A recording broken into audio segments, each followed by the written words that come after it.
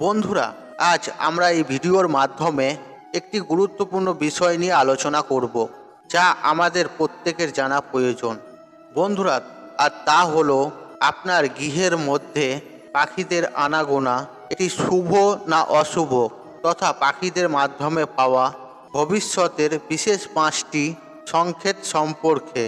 এছাড়াও ভবিষ্যতে ঘটে থাকা ভালো ও খারাপ সব ধরনের ঘটনার সংকেত আপনারা কিন্তু এই প্রকৃতি থেকে পেয়ে থাকি।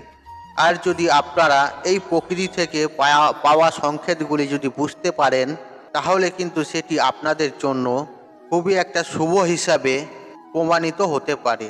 বন্ধুরা, আর আমরা কখনো কখনো এই সংকেতগুলি বুঝে উঠতে পারি না, বা এগুলোকে আমরা বোঝার চেষ্টা করি না, এড়িয়ে চলি।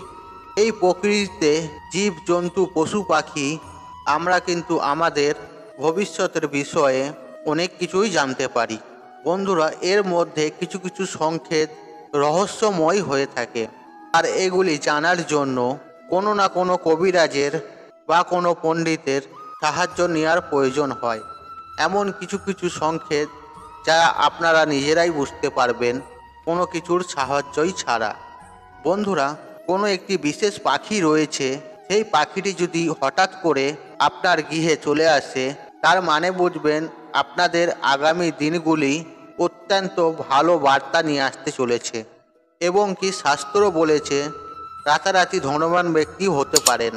বন্ধুরা, জ্যোতিষশাস্ত্র অনুযায়ী এমন কিছু সংকেত রয়েছে যেগুলো আপনাদের জেনে রাখা অবশ্যই প্রয়োজন। এই প্রকৃতিতে থাকা যে কোনো পশু পাখির সঙ্গে কোনো সংকেত যদি পেয়ে থাকেন, তাহলে আপনাদের আগামী দিনগুলি কি ঘটতে চলেছে সেগুলি কিন্তু আপনারা খুব সহজেই একটা অনুভব করতে পারবেন।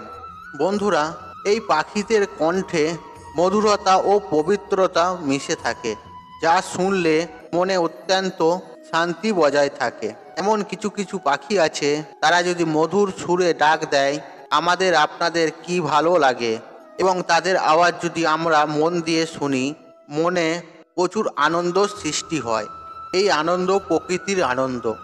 আর বন্ধুরা, এ কথা সত্য, আজকের দিনে পাখিদের আনাগোনা অনেকেই কিন্তু একেবারে কমে গেছে। দিন প্রতিদিন এদের অস্তিত্ব কম হতেই চলেছে। চলুন বন্ধুরা, ভিডিওটি শুরু করা যাক। তবে ভিডিওটি শুরু করার আগে আপনাদের বলে রাখি, আপনারা যদি আমার চ্যানেলে নতুন হয়ে থাকেন, তাহলে চ্যানেলটি অবশ্যই সাবস্ক্রাইব করুন এবং পাশে থাকা নোটিফিকেশন অন রাখুন, কারণ এই রূপ নিত্য নতুন ভিডিও সবার আগে দেখার জন্য। আর আপনি মনের ভক্তি রেখে কমেন্ট বক্সে জয় মা লক্ষ্মী লিখে কমেন্ট অবশ্যই করুন। তাতে আপনার বাড়িতে এই শুভ পাখিরা আসলে ভালো সংকেত দিলে আপনার মঙ্গলময় হোক। চলুন ভিডিওটি শুরু করা যাক। বন্ধুরা, আজকে আমরা জেনে নেব এই পাখিরা আমাদেরকে বিশেষ কী সংকেত দিয়ে থাকে। দেখুন বন্ধুরা, প্রথমেই যে পাখিটির কথা বলবো সেটি হলো কাক পাখি।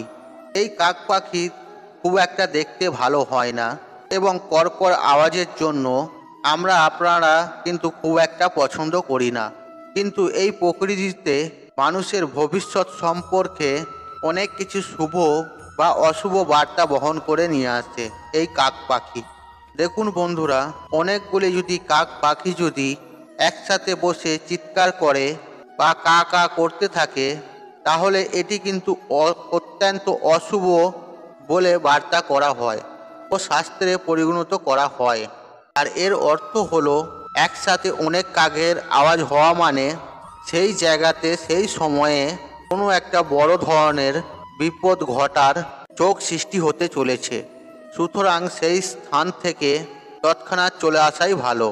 বন্ধুরা, অন্যদিকে যদি কোনো একটি কাককে জল ভর্তি পাত্রে জল খেতে দেখেন, সেক্ষেত্রে এটি কিন্তু অত্যন্ত শুভ সংকেত বলে গণ্য করা হয়।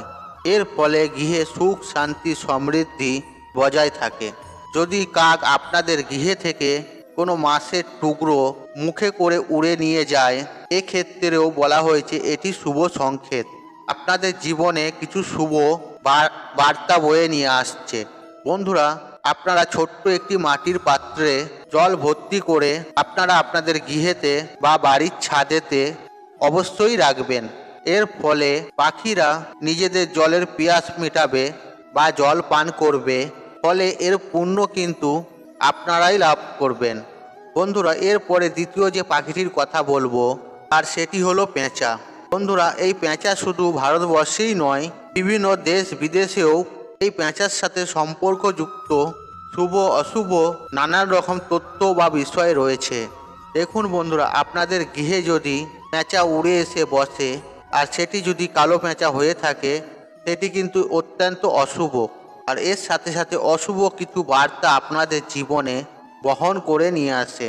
আর এর অর্থ হলো কোনো না কোনো দিক থেকে কোনো অশুভ ঘটনা বা কোনো বিপদ আপদ খুব শীঘ্র ঘটতে চলেছে। এর সাথে সাথে অর্থহানিও হতে পারেন, মানসিক বা শারীরিক সমস্যাও হতে পারেন। এরকমই কিন্তু একটি সংকেত পাওয়া যায়।